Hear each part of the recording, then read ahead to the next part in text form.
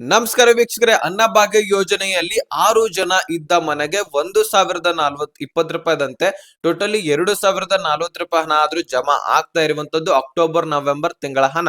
So ಹಾಗಾದ್ರೆ ಇಂದು ಕೂಡ 14 ಜಿಲ್ಲೆಗಳಿಗಾದ್ರೂ ಹಣ ಜಮಾ ಆಗ್ತಾ ಇರುವಂತದ್ದು.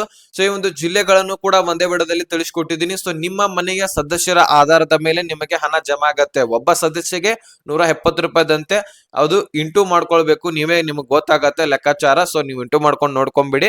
ಸೊ ಇಷ್ಟು ನಿಮಗೆ 14 ಜಿಲ್ಲೆಗಳಿಗಾದ್ರೂ ಇಂದು ಹಣ ಜಮಾ ಆಗ್ತಾ ಇದೆ. ಮತ್ತೆ 16ನೇ ಕಂತಿಗಾಗಿ ಗೃಹಲಕ್ಷ್ಮಿ ಯೋಜನೆಯಲ್ಲಿ ಬಹಳಷ್ಟು ಜನ ವೇಟ್ ಮಾಡ್ತಾ ಇದ್ರಿ. ಸೊ ಈ ಒಂದು 16ನೇ ಕಂತಿನ ಹಣ ಯಾವಾಗ ಜಮಾ ಆಗ್ತಾ ಇದೆ, ಸೊ ಯಾವಾಗ ನಿಮ್ಮ ಖಾತೆಗೆ ಬರ್ತಾ ಇದೆ, ಪ್ರತಿಯೊಂದನ್ನ ಒಂದೇ ವಿಡಿಯೋದಲ್ಲಿ ಟೋಟಲಿ ಎಲ್ಲ ಟಾಪಿಕ್ ಗಳನ್ನ ಒಂದೇ ವಿಡಿಯೋದಲ್ಲಿ ಕವರ್ ಮಾಡಿ ತಿಳಿಸ್ತಿದ್ದೀನಿ.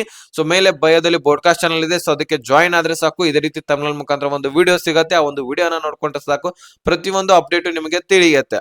ನೀವಷ್ಟೇ ತಿಳ್ಕೊಬೇಡಿ, ನಿಮ್ಮ ಸ್ನೇಹಿತರಿಗೆ ಪ್ರತಿಯೊಬ್ಬರಿಗೂ ಕೂಡ ಶೇರ್ ಮಾಡಿ. ಸೊ ಅವ್ರಿಗೆಲ್ಲರಿಗೂ ಕೂಡ ಈ ಒಂದು ಅಪ್ಡೇಟ್ ಅನ್ನ ತಿಳಿಸಿ.